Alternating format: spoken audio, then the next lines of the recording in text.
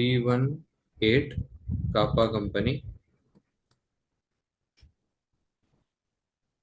तो अपने को निकालना है calculate following variances for the last month, the material usage variance for each ingredient and in total, total material mix variance, total material yield variance.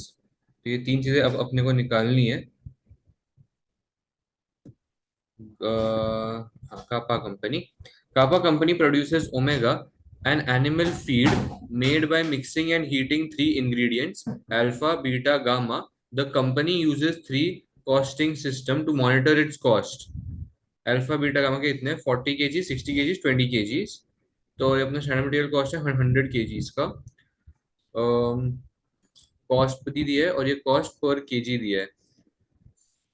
तो भी नीचे आते हैं ये notes, the mixing and heating process is subject to standard evaporation loss, alpha beta gamma are agriculture products and the quality and price varies significantly from year to year. Standard prices are set at the average market price over the last 5 years. Kappa company has a purchasing manager who is responsible for pricing and supplier contracts. The standard mix is set by the finance department. The last time this was done was at a product launch, which was 5 years ago. It has not changed since. Okay. Last month, 4,600 kgs of omega was produced using the following inputs. तो ये सारा अपने को actual data दिया हुआ है. At the end of each month, the production manager receives a standard cost operating statement from Kappa company's performance manager. The statement contains material price and usage variances, labor rate variance and efficiency variance, and overhead expenditure and the efficiency variances for the previous month. No commentary or the variances is given, and the production manager receives no feedback on the efficiency of the omega process. ठीक है, पहले तो अपने को material usage variance for each ingredient and in total ही निकालना है।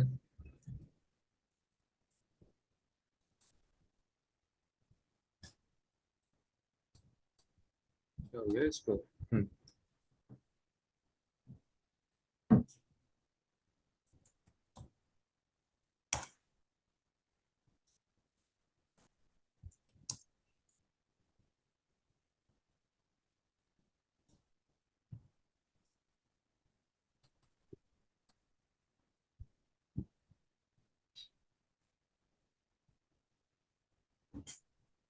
Material usage variance for each ingredient. तो सबसे पहले अपने को मटेरियल यूजेज वेरिएंस के लिए क्या क्या चाहिए, पर्टिकुलर नहीं लिखता एक्चुअली, खराब लगेगा। फर्स्ट केस ए का first one,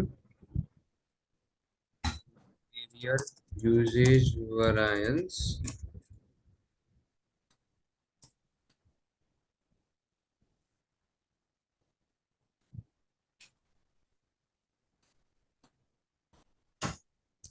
is equal to actual quantity minus standard quantity into standard price. Yes. तो अपने सबसे पहले लगेगा एक्चुअल क्वांटिटी, फिर लगेगा स्टैंडर्ड क्वांटिटी और लगेगा स्टैंडर्ड प्राइस। तो ये चीज अपने को हर एक के लिए निकालनी है ना, तो उससे अच्छा एक काम करते हैं, अपन ऐसे टेबल ही बना लेते हैं।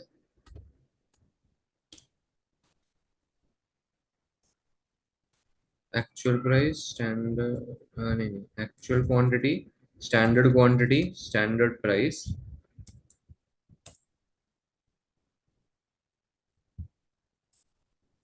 Difference, standard price, total, particulars. ऐसा लिखते हैं, ये वाला पर्टिकुलर्स बेटर रहेगा। प्लस, तो सबसे पहले क्या है, alpha beta gamma, alpha beta gamma 2200 2500 और फिर आता है 920। और ये जो है मेरा प्रोडक्शन, ये मेरा कितने का प्रोडक्शन हुआ है? 4600 केजीज का प्रोडक्शन हुआ है मेरा, इतने का केजीज के लिए मेरा इनपुट है 40 का। तो फिर वही चीज मेरा अगर 4600 होगा तो मेरा कितना होगा? Divide by this gives me 1840। This is my alpha. मेरा करेंगे मैं बीटा के लिए, लेकिन मेरी गामा के लिए। तो standard quantity for actual production. तो अभी मेरा 100 का मेरा इनपुट था और मेरा यहाँ पे बीटा आया था यहाँ पे 660 का। तो यहाँ पे सेम चीज मैं करूंगा, यहाँ पे आएगा 20 के लिए।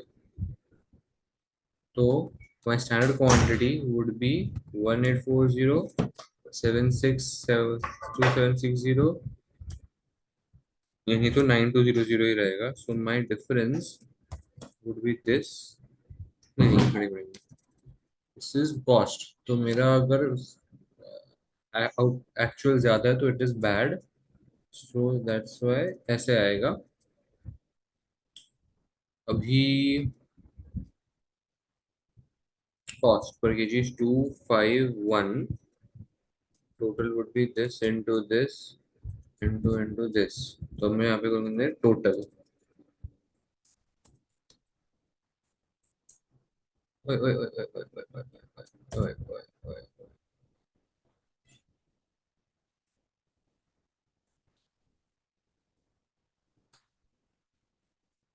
तो इसको नीचे कर लेता हूँ। Total usage variance variance is equal to 580 favourable. इसको क्वेश्चन वगैरह दूसरे मेथड से भी कर लेता हूँ चाहिए तो, कि अगर मेरे पास ओपन 5620 माइनस 5520 ब्रैकेट क्लोज। अच्छा एक मिनट, अब मैं इसको स्टैंडर्ड कॉस्ट क्या लूंगा? हाँ, मेरे पास स्टैंडर्ड प्राइस लेने के लिए नहीं है। सो आई थिंक टोटल मेथड से बेटर है ऐसे ही करके इसको छोड़ देते हैं यहाँ पे। तो standard material usage variance is 580 favourable. भी आता है सेकंड चीज, total material mix variance. Total material मुझे भी उतना सेम आया। सेम आया ना? चलो सही है। Total material mix variance. अब हाल ही में वो ये कंफ्यूज हो गया था स्टैंडर्ड क्वांटिटी फॉर एक्चुअल में। हाँ ओके, अभी नहीं है ना कंफ्यूजन?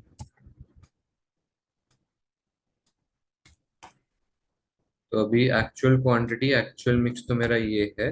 मुझे यहाँ पे चाहिए एक्चुअल क्वांटिटी स्टैंडर्ड मिक्स। तो मैं quantity would be the same, मुझे यहाँ पे सिर्फ मिक्स निकालना पड़ेगा। so my mix would be this 120, so this should be 120 and 40 divided by 120, 60 divided by 120, 20 divided by 120। तो मेरा जो मिक्स आता है वो है mix into this this into this and this into this. ठीक है, अब मेरा एक्चुअल का ज्यादा है तो वो मेरे लिए एडवर्स सिचुएशन है। बिल्कुल सही बिल्कुल सही बिल्कुल सही। तो मेरा अ, मैंने एक्चुअल कम यूज किया, हाँ तो परफेक्ट है। फिर मेरा आता है 913 स्टैंडर्ड मिक्स के लिए। Total material mix variance equal to 913 favourable.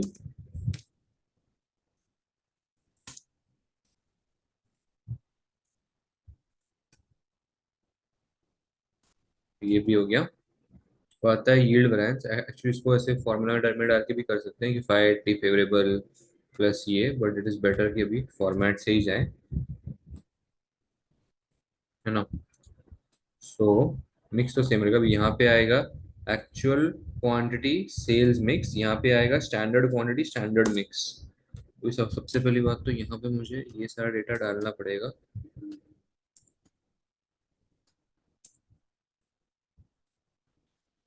ओह, अभी यहाँ पे स्टैंडर्ड क्वांटिटी मेरी जो आएगी वो कितने की आएगी, स्टैंडर्ड क्वांटिटी मेरी आई थी पहले 5520 की, तो ऐसे करके चेंज हो जाएगा। सो आता है 333.33 फेवरेबल, सॉरी यहाँ पे आएगा एडवर्स।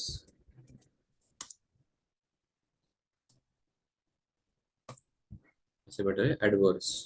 इवन चेक भी कर सकते हैं कि अगर this minus adverse, that should be our usage variance which is 580 favourable. देखो आंसर भी चेक कर लेते हैं।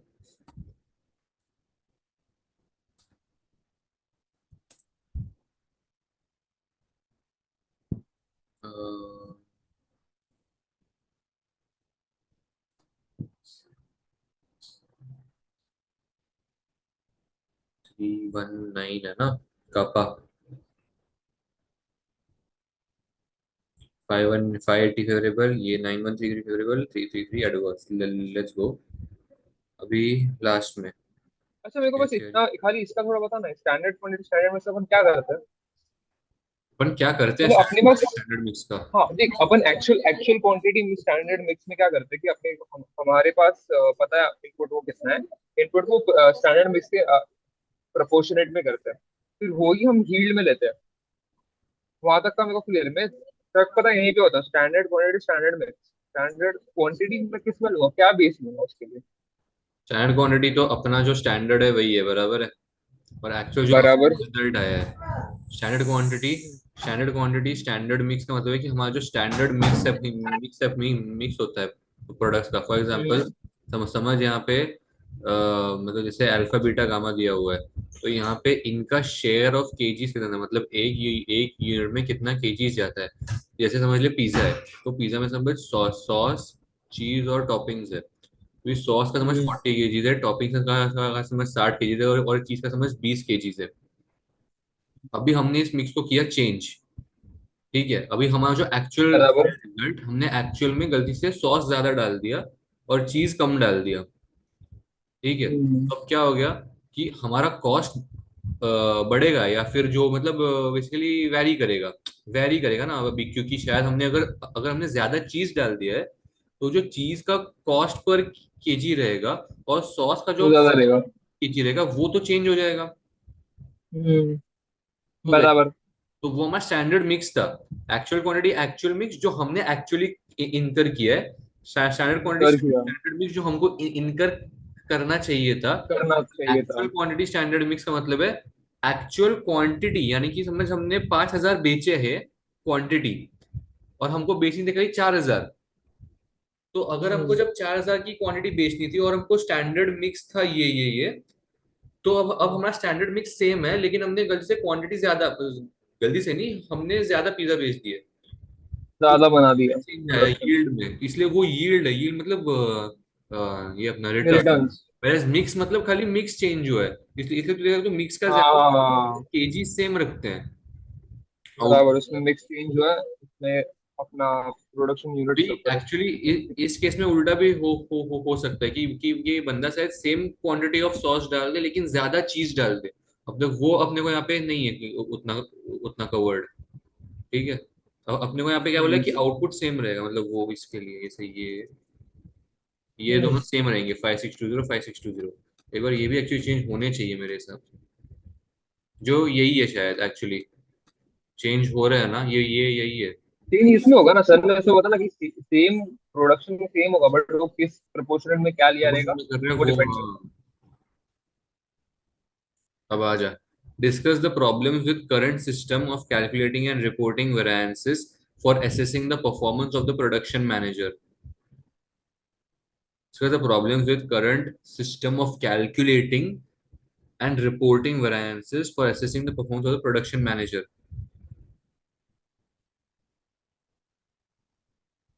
आजा, mixing and heating process is subject to standard evaporation laws. Alpha, beta, gamma are agricultural products and their quality and price variances significantly, vary significantly from year to year. Standard prices are set at an average market price over the last 5 years.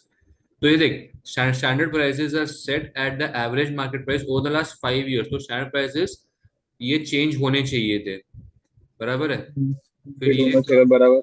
as a purchasing manager who is responsible for pricing, ठीक है.